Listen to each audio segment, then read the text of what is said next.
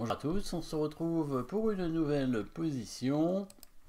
Ici, le trait est pour les blancs. Dame de tour fou, contre dame de tour fou, cavalier, un cavalier de retard. Et 5 pions contre 6, mais il y a même un pion de retard, un cavalier et un pion de retard. Hein, les noirs qui ont dû prendre une pièce ici avec leur cavalier ou ailleurs. En tout cas, c'est au blanc de jouer et le roi noir est quand même en danger. On voit que le roi n'est pas très bien protégé, la dame est hors jeu, alors que les pièces blanches sont quand même assez bien centralisées. Bon, il y a beau y avoir une pièce de retard, il y a quand même des compensations par rapport à ça, et il y a pas mal de coups forcés, pas mal d'échecs possibles dans cette position. Hein.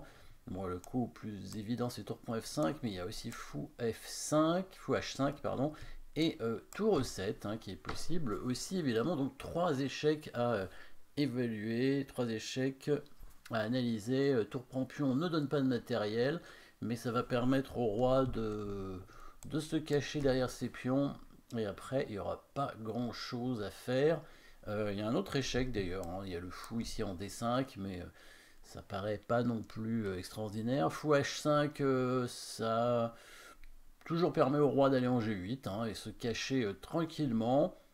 Tandis que l'échec de la tour en E7 oblige en fait le roi à prendre la tour, hein, parce que sinon il y a la dame qui va arriver et donner mat en G7. Donc roi prend tour.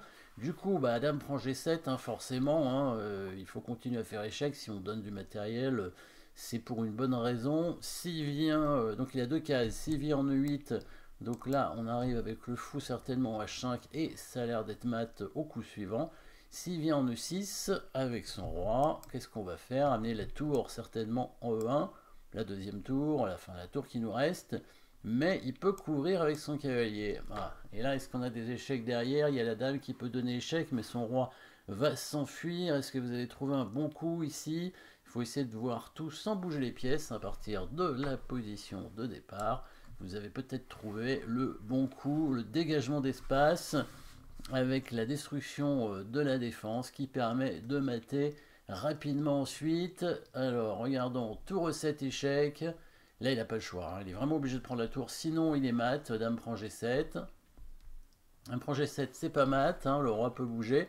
Alors s'il vient en E8, là il se fait mater directement avec fou H5 et fou prend G6 mat bien sûr. Et s'il descend, donc c'était ce qu'on analysait. Donc là, la tour qui arrive, la dernière pièce en jeu, le cavalier, du coup, qui est obligé de couvrir. Et là, maintenant, vous avez trouvé, bien évidemment, la destruction de la défense. Tour point cavalier, suivi du fou qui donne mat. Et oui, c'est bien mat, hein, avec dame fou et le petit pion là, qui contrôle cette case en C4. Pas de chance pour les noirs.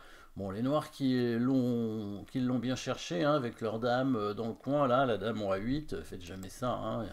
Aucune raison de mettre sa dame là. En plus, il a son roi au départ qui est quand même bien affaibli. Donc évidemment, dans ces cas-là, ça permet à l'adversaire de créer des menaces avec les pièces qu'ils ont évidemment sur l'échiquier. Merci d'avoir suivi cette position. N'oubliez pas de vous abonner et à très bientôt.